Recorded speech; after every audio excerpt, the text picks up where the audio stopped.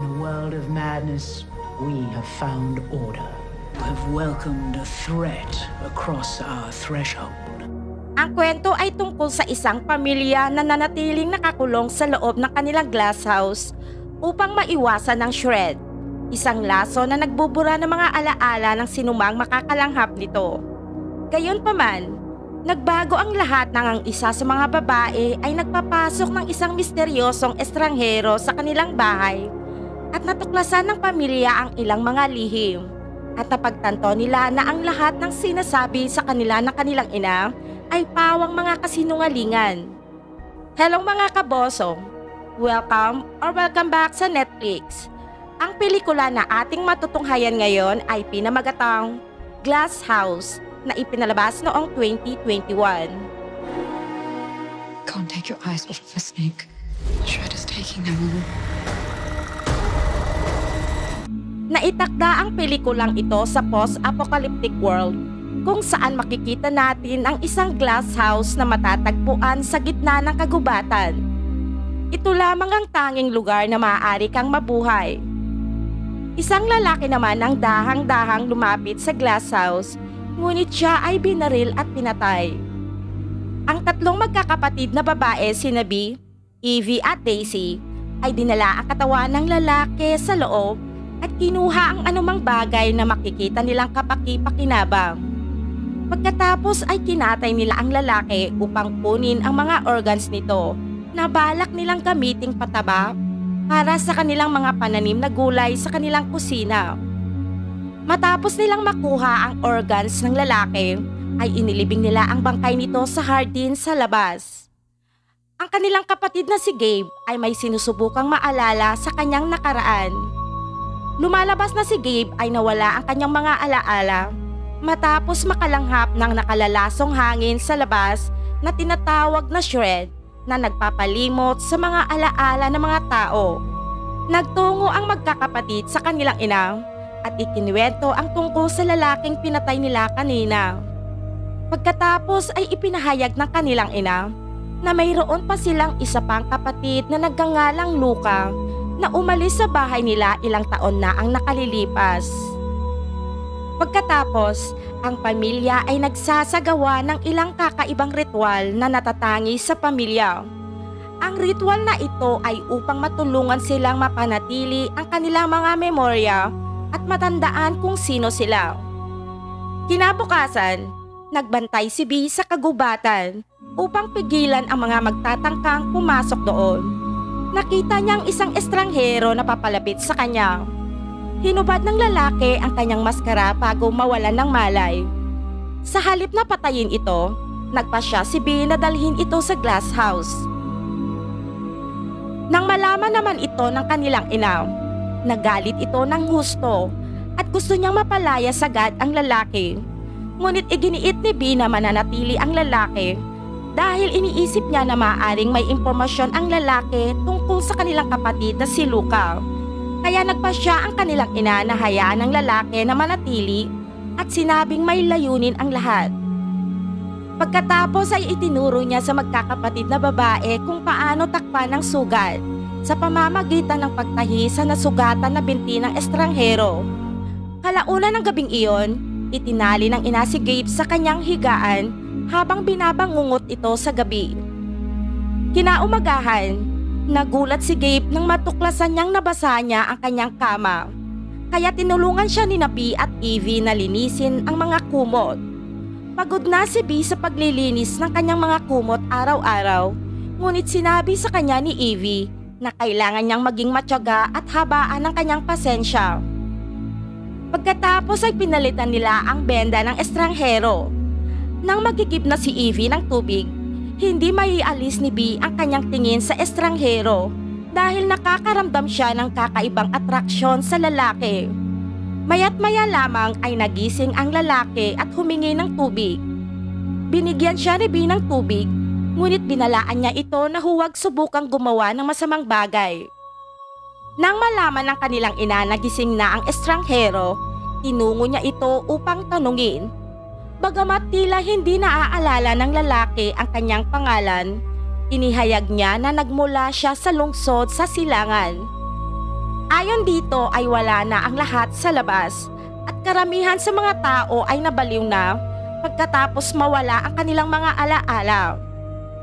Tinanong ng estranghero ang ina kung pakakawalan na ba siya nito, ngunit tumanggi ang ina at sinabing maaari siyang maging mapanganib kaya tutulungan na lamang niya sila sa kanilang mga gawain upang mabayaran ang kanyang utang na loob para sa pagkakaligtas ng kanyang buhay.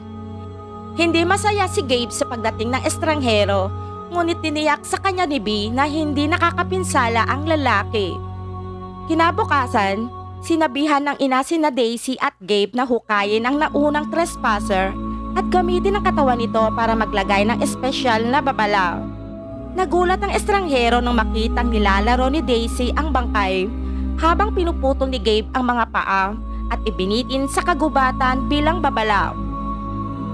Pagkatapos ay pinuntahan ni B ang estranghero at binigyan niya ito ng isang plato ng bawat prutas na itinanim nila dahil gusto niyang magpa-impress dito.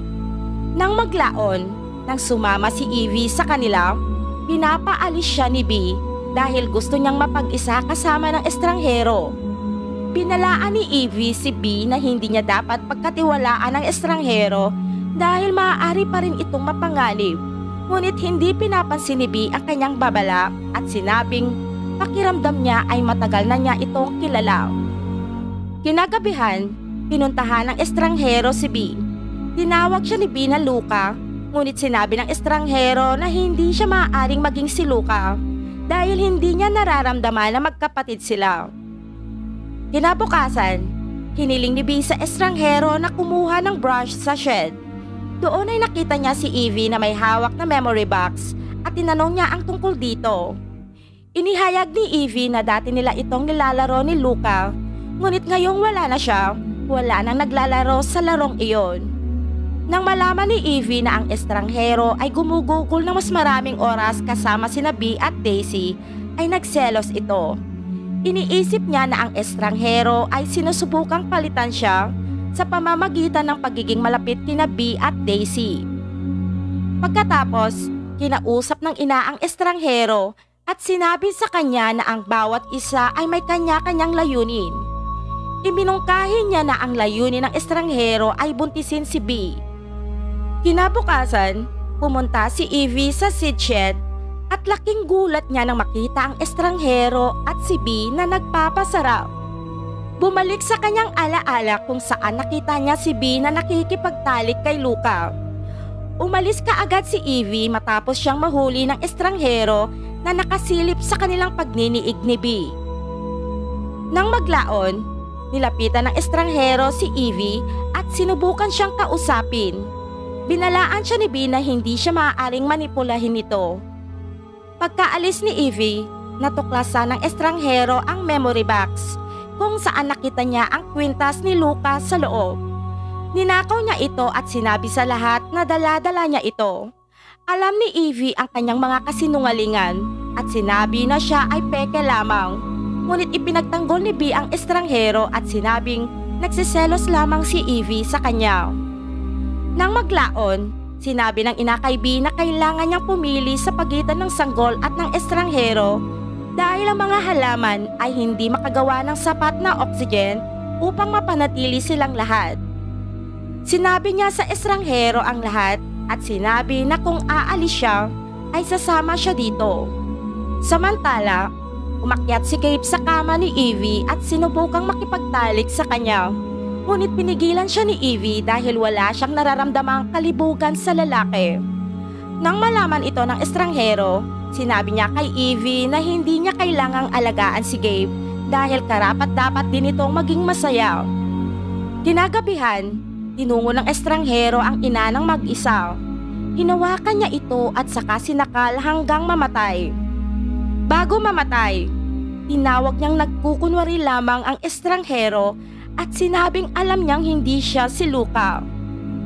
Inilagay ng estranghero ang katawan ng ina sa tabi ni Gabe upang palabasin na siya ang pumatay dito. Kinilabutan si Gabe at inatake ang estranghero. Dumating doon ang magkapatid na babae at natakot nang malaman na patay na ang kanilang ina. Samantala, Tinitingnan ni B ang memory box at nag-flashback ang araw nang siya ay nasa sentry duty. Nang may makita siyang lalaking papalapit sa kanya, agad niya itong pinatay. Ngunit nang makita ang mukha nito, natakot siya nang malaman niyang siya pala si Luca. Sinusubukan kunin ni Luca ang kanyang flashlight para senyasan si B, ngunit napatay siya bago niya magawa iyon. Nalungkot si B kaya tinanggal niya ang kanyang maskara sa kalungkutan upang makalimutan ng mga alaala at maibsan ang sakit. Nang sabihin ni B kay Evie ang tungkol dito, napagtanto niyang alam ni Evie ang lahat at inilihim ito sa ilang mga taon. Nadurog ang puso ni B sa pagkahayag na ito at gustong lumabas para makalimutan ang masasamang alaala. Sinubukan siyang pigilan ni Evie, ngunit nakapagdesisyon na si B. Dumating din doon ang estranghero at sinabihan si Evie na hayaan si B na umalis na. Pagkatapos, natuklasan ni Evie na nawala ang lahat ng alaala ni Gabe. Bumalik si B sa loob at masaya na parang walang nangyari. Si Evie ay nag-aalala sa mga nangyayari at siya lamang ang may alaala. Ngunit sinabi ng estranghero kay Evie na pareho silang may alaala pa. Nagyakapan ng dalawa at nagtalik. Samantala, sinabihan ni B si Daisy na ihinto ang paggamit ng maskara at hayaang gabayan ni Evie ang kanilang mga alaala tulad ng ginagawa ng kanilang ina. Pagkatapos ay kinuha ni Evie ang posisyon ng kanilang ina at ginawa ang ritual kagaya ng daddy. Ang estranghero ay naging si Luca. Si B ay naging kapatid ni Evie. Si Daisy ay naging anak ni B at si Gabe naman ay naging kapatid ng lahat. Sa pagdaan ng mga araw, nagsimula ring maglakad si B sa labas na walang maskara na hindi napapansin ang kanyang paligid. Sinabi ni Evie na si B ay magiging katulad ni Gabe. Isang araw ay nagukay si Gabe sa lupa at natuklasan ng dalawang kalansay na may kwintas ni B at Evie. Itinatago pala ng kanilang ina ang mga pangalan at kwintas ng mga taong nabuhay noon habang sila ang ipinalit sa kanilang pagkakakilanlan. Habang naka-duty ang estranghero at tinitingnan niya si Gabe nang mapansin niyang may lumalapit na trespasser. Itinutok niya ang kanyang rifle sa kanya, ngunit nagbago ang kanyang isip at sa halip, binaril nito si Gabe. Nais niyang bigyan ng pagkakataon ng bagong trespasser na magiging susunod na Gabe. Marami pong salamat sa panonood at pakikinig mga kaboso. Huwag po natin kakalimutang mag-subscribe sa aking channel, pa-like, comment at share na din.